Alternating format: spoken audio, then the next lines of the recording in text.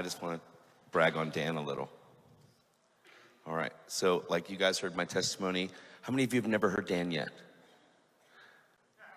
Like 4. Okay. Well, Dan's got white hair because of wisdom. No, out of everybody that I've ever spent time with in my whole life, I've never seen anything quite like this man. And he and I both know it's because of Jesus. Because before Jesus, he was really lost. But when Jesus came, everything changed. And I just want you guys to do me a big favor. Like, if I didn't meet Dan, I wouldn't be free. I don't know how else to explain it. Like, when I came to him, I had like a lifetime subscription to issues.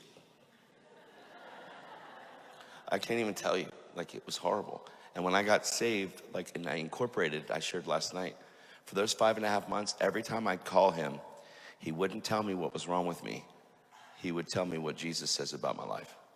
He didn't say, Todd, you need to go back and fix this. It's because of the Masons. It's because of this. It's because of that.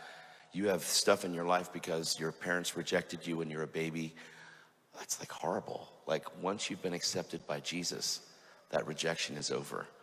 And so all he did was pour that truth into me. And like, my whole life got changed. For 5.5 months when I first incorporated Jesus, I would call him, and like, it was a crazy call. And then when I got saved after, I'm like, dude, guess what? I'm like, I'm calling you to rejoice and tell you great things now. But before, it was really horrible. So guys, I've never ever heard anything quite like this. I promise, no matter what is coming, it's going to be the gospel, and it will cut your heart. So can you do me a favor? Can you stand to your feet, and can you honor Dan Mohler, please?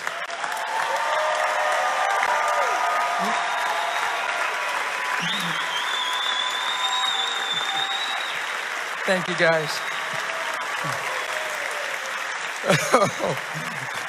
Okay, yay. Come on, sit down. He get me all squirming before I get out here. You want a quick cool story about the first day we met?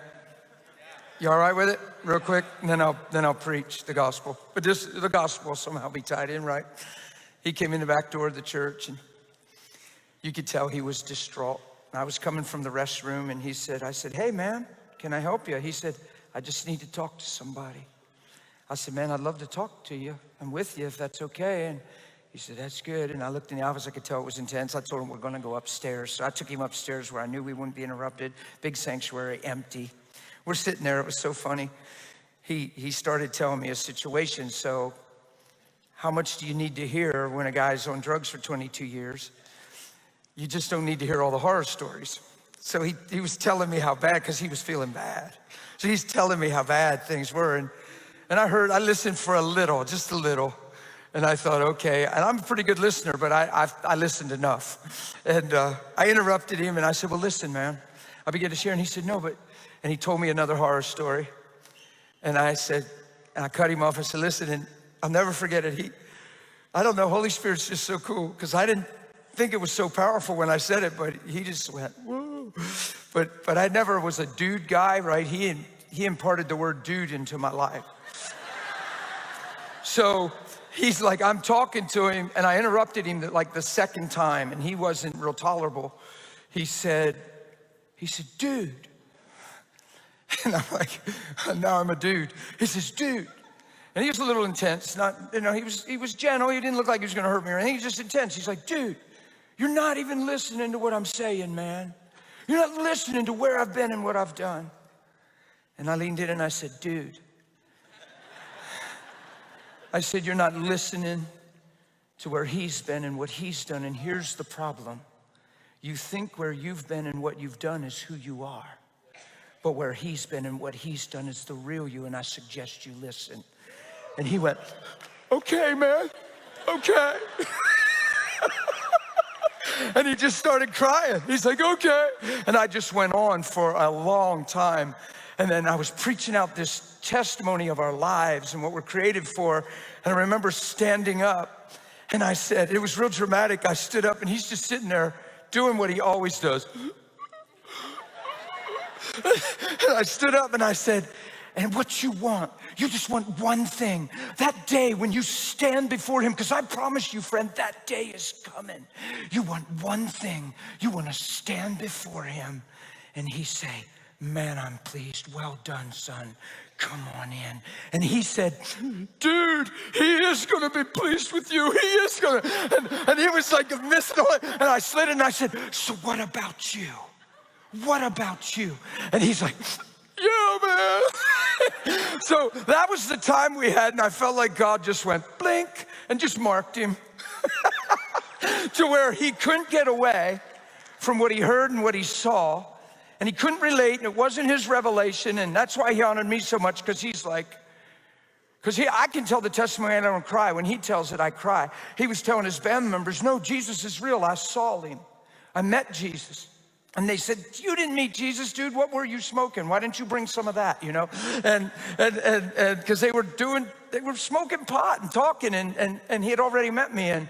And he said, no, I did meet Jesus. They said, dude, you are whacked. He's not real. He said, no, I saw him. He was in a man. And if he could live in that man, somehow I know he can live in me. Isn't that awesome? So here's the deal. Here's the deal. Let me just spring off of that and just stay happy with me. Don't get like hammered by this. He said he had a lifetime subscription to issues. If you have issues, how can you minister to issues? But if you have freedom, you're ready in the moment. You're coming out of the restroom, walking down the hall. You say, yeah, but you're a pastor. No, I'm in Christ. I'm a son way before I'm a pastor. Whether I had the title of pastor or not, I'm ready to give him Jesus because Jesus is inside of me. Do you get what I'm saying? So it didn't come because of the title, it came because of the relationship. And in the relationship is the revelation. And now you're empowered. Now you're empowered to give what you already see and know and have become.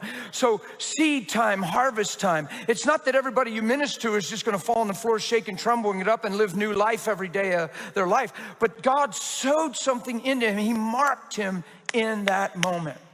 And I don't think there was any way for him to get away at that moment. He seemed like he tried kind of hard without trying, but Jesus roped him in, and I think he turned out all right. Yeah? So I just wanted to tell you that. Like if you're not living in that place, you can't give that place with that kind of impact. In other words, you can't live self-conscious. You can't live condemned. You can't let yesterday matter so much that yesterday is today, that yesterday is always tomorrow. It's a new day, and it's in Christ, and you get to live it in him. So I'm going to talk about a few things right now because I feel a real green light to do it. I talk about it a lot. It's the word redemption. He said...